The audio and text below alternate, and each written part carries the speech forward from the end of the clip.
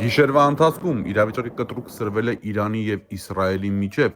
Իրանը լայնածավալ հրթիռային և անօդաչու հարվածներ է հասցրել Իսրայելի մի քանի քաղաքների ուղղությամբ՝ Թել Ավիվ, Երուսաղեմ, Հաֆա և այլ բնակավայրեր։ Արձակվել է շուրջ 150 բալիստիկ հրթիռ և 100-ից ավել դրոն։ Զոհվել է առնվազն 10 մարդ, կան տասնյակ վիրավորներ, այդ թվում և երեխաներ։ Իսրայելը նույնպես շարունակել է հրթիռակոծությունները՝ թիրախավորելով Թեհրանի պաշտպանական օբյեկտները, նավթի պահեստները և ենթադրյալ միջուկային կենտրոնները։ Ըստ նախնական տվյալների, իսրայելական հարձակման հետևանքով զոհվել է 70-ից ավել մարդ, կա 300-ից ավել վիրավոր, այդ թվում և երեխաներ։ Միջազգային արձագանք։ ՄԱԿ-ը, Եվրամիությունը, Ռուսաստանն ու Չինաստանը կոչ են արել զսպվածության։ Մոսկվան ու Պեկինը դատապարտել են Իսրայելի սանձազերծած պատերազմը։ Թրամփը հայտարարել է, որ ԱՄՆ-ն չի մասնակցել ռազմական գործողություններին, սակայն նաև սպառնացել է, որ եթե Իրանը հարվածի Մերձավոր Արևելքում տեղակայված ԱՄՆ ուժերին, ապա կտեսնի ԱՄՆ բանակի ամբողջական պատասխանը։ Մեծ Բրիտանիան լրացուցիչ ուժեր է ուղարկել տարածաշրջան։ Տնտեսական և հումանիտար հետևանքները։